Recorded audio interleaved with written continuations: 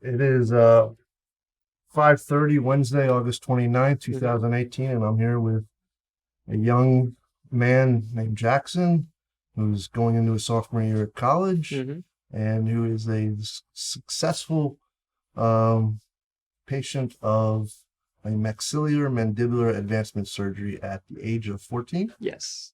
Around that age, yeah. Sophomore year. So, as best you can remember, Jackson, when hmm when do you remember sleep being an issue in your life? It's definitely my sophomore year of high school. Right. That's really when I started suffering from just like being exhausted. I remember math class being the worst, just because like I would worst just because I would fall asleep. Was it after lunch? It was the last period of the day. Was last period? Yeah, it was just very foggy, not really like aware of what was going on, and just was not great. Wasn't a great experience. And how were your grades before you Oh, had this kind of surgery? horrible. I'm not horrible, but they weren't they weren't very good, and it wasn't because Was I it wasn't trying. yeah, that's the question. Were you trying? Yeah, Were you so-called lazy? no, nothing like that. I just couldn't seem to get it. It wasn't coming easy. Yeah, it wasn't like clicking. And was there anything earlier that you were diagnosed with younger in life? Um, Nothing when I was younger, but around that same time, I started. Well, my younger brother got diagnosed with ADHD, Hmm. and so I also started thinking like, I wonder if also this focus is coming from like, do I have ADHD? Hmm. I'm not necessarily hyper. Do I have ADD? Right. So we also started trying medication Hmm. for that. At We're what age do you trying remember you started that? sophomore year. So Sophomore year. yeah, So most of your big 14, issues 13. was your sophomore year. Yeah, that's when everything started kind of So unraveling. so so it all unraveled at that age. But thinking back when you were hmm younger, you remember having a lot of extra teeth. And when did you start coming to Dr. Quo? I started seeing orthodontist Dr. Glow, Uh, um, fourth grade or fifth grade. So it was like 6 or 7, I think. so you had crowding, Dr. Quo said, at about 8 or 9 years old, and Yes. you weren't the first of your siblings that showed signs of or being Mm, diagnosed of apnea. no. And that didn't really start happening until I was in high school, and they were all starting to go through middle school. And you didn't start taking a med until high school? Until high school, yeah. Okay. Yeah. And Otherwise, I was fine. currently, are you on any meds? Currently, no, but I might go back on when school starts. What makes you think that you want to go back on what's Just a generic Adderall. uh, Just if I feel like I'm not being able to focus in class, because I haven't been in a classroom setting at all during the summer, right, and that's what I'm most scared for or feared for. It's not like anything else. It's just like whether or not I can focus in class. right. So last year you were at school, Yeah, last year was fine. Everything went smoothly. right. No complications with it at all. And then what made you decide that you wanted to try to wean Um, yourself off of it? Mainly weight gain. Like, It's because when I'm taking it, I don't really feel a need to eat any meals in the middle of the day. So I didn't gain any weight really, and I was kind of I'm not exactly like I'm not super skinny, but I'm not like a healthy weight range at all for my height. So I was just gonna try and see if I can gain some weight over the summer by eating more. so tell me, at almost 20 years old, how tall you are? 6'4". 6'4". Yeah. And your mom confirmed to me earlier off camera that hmm when you had your MMA surgery hmm at what, 14 or 15 years old, Yeah, 15. that Sounds right. you actually had another growth spurt after that. Yeah, and it's hopefully slowing down soon. So you don't Yeah. want to be too tall. You don't want No, to be that six guy. four is all right. Yeah. It's rough right now. It's a good height. Well, Yeah. Finding pants the right size. I'm super skinny, so it's like the length will fit, but then the width will be too wide. there's bigger issues in life to worry about. That's true. That's true. There'll be a lot of more hard things. Yeah. Um, so you tried CPAP I did. prior to having any MMA surgery. hmm For how long did you try it for? I think I was using CPAP. So I did a sleep study and was first diagnosed with sleep apnea. And then I used CPAP for an extended period of time. I think probably starting my sophomore year, middle of my sophomore year. And then, so I used CPAP for a period of time before they told me and they brought forth the idea of the jaw surgery. What? And Before we get yeah, to the idea of the jaw surgery, it what was your experience like on CPAP? was a lot better. I felt like I was actually getting a good quality of sleep and I was able to perform better in school, like academically. I definitely felt that change. What about on the athletic field? I think athletics actually probably peaked sophomore year. just because I was running track. Hmm. That's when I really felt like I noticed it, or that could have been just because I was like faster than the rest of them. Right. But I definitely felt like sophomore year of track was my best year. After that, While on CPAP, well, yeah, well on CPAP, yeah, but you were still struggling with some ADD or yeah, at the but same time, but on the athletic field, that's where you got your yayas out, right? yeah, 'Cause yeah, that's my mother used to send me. She yeah, said, "Oh, you didn't go to school on Monday. You go to soccer practice yeah, because you're a pain in the butt if I yeah, can't if you're not running a few miles every day." yeah. Sports was always good. That was your Because outlet. yeah, it wasn't like you didn't have to focus on anything in particular. You're just doing something physical and kind of throw yourself all into it. Hmm. It was good for me. So you felt good on CPAP, but Yeah. what was going around in your head at 14 years old? Like, I'm gonna have to use this machine the rest of my life. Basically, yeah. I feel like that's what goes through most people's head. Like it definitely goes through my siblings' heads, like my sister, my brother. But yeah, at that point though, I was still like kind of I don't know. I I was young and like pretty fairly young, so I was still in that phase where I didn't want to like have to take stuff with me. Like when I go to college, I didn't want to have to use a CPAP machine because it felt like it's not cool, all that sort of thing. You're starting to date. Yeah, You yeah, don't have to deal with that. yeah. Did they ever discuss potentially before even getting to the surgery point, just using an oral appliance, or No, was that even an option I for you? don't think so. That was never. I don't remember that being brought up at all. Okay. But yeah, So um, can you tell us a little bit about your surgery and what it was like to go through it? And yeah. So my it was like my sophomore year. The idea of the surgery was brought forth, and I was like, I guess I'm gonna go with this instead of having to wear the machine throughout college. I have to bother my roommate in college and deal with the hassle. So that's when I first started getting like prepared for it. Mhm. So braces were put on specifically designed to like move my mouth Mhm. around. So after the surgery, it would be in an okay position. And then the summer of my junior year is when this actual operation took place. Do you want me to like go into detail Yeah, about yeah. that? It was fairly easy, in my opinion. I just laid there and stayed unconscious. But coming out, it was definitely like I always think surgery is cool because it's like kind of time traveled a little bit.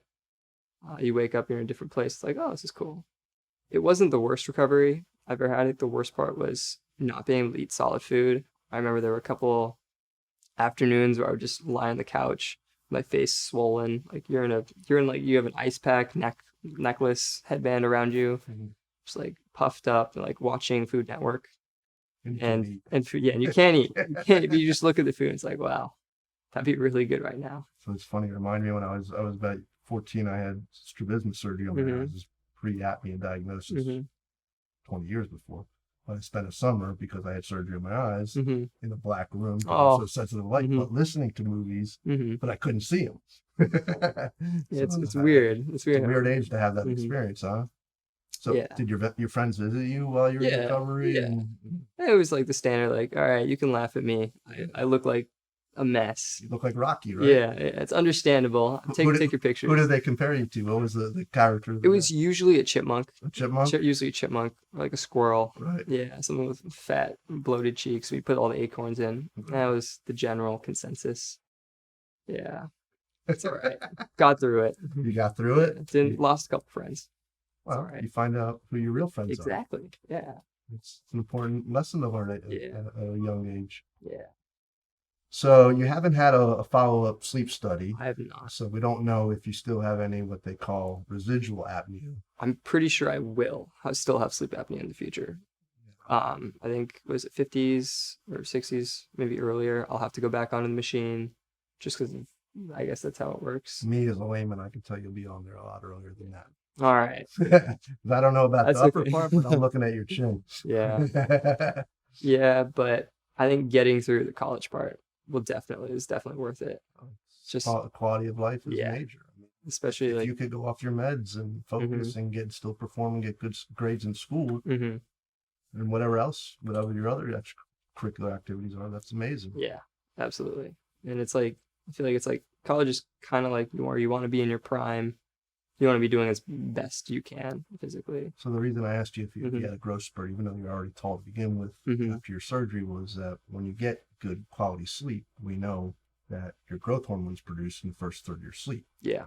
So they Yeah. see with a lot of children that have what they call failure to thrive or not growing really Mm-hmm. tall.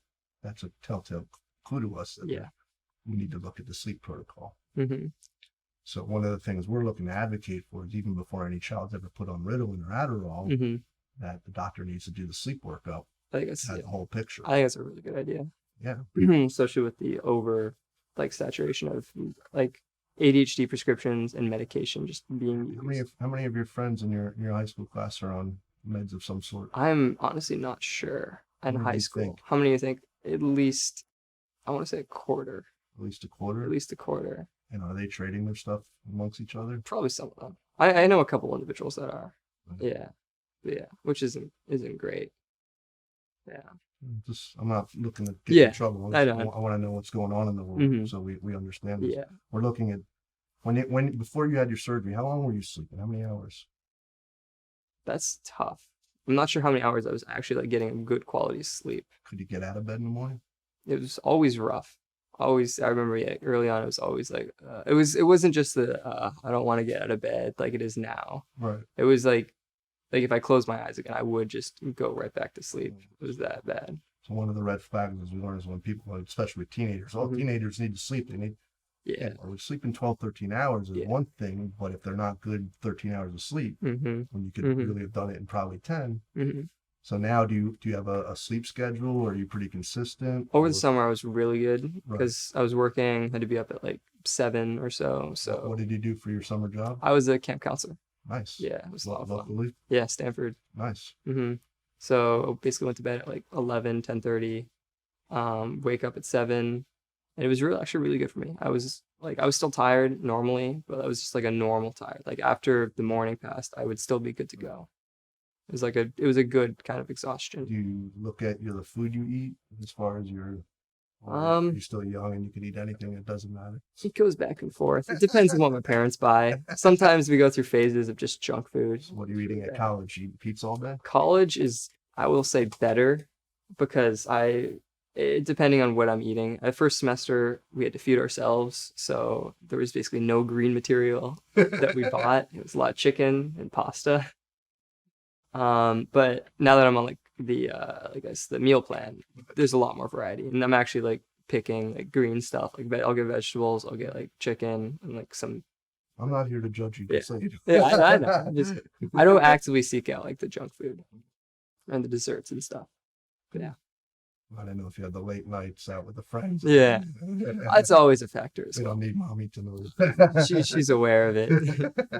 She's not even listening. No, it's okay. So as far as your temperament, your irritability, it's completely different. Completely different post-surgery, even with young little siblings that get on your nerves. Yeah, that one's hard. That one's really hard. Well, the young siblings get on everybody's nerves, but your fuse was a lot shorter. Even before like the whole sleep apnea thing, I was always very irritable. My first younger brother, who's only 17, he would always provoke me like consistently, and I would always react badly, get in trouble.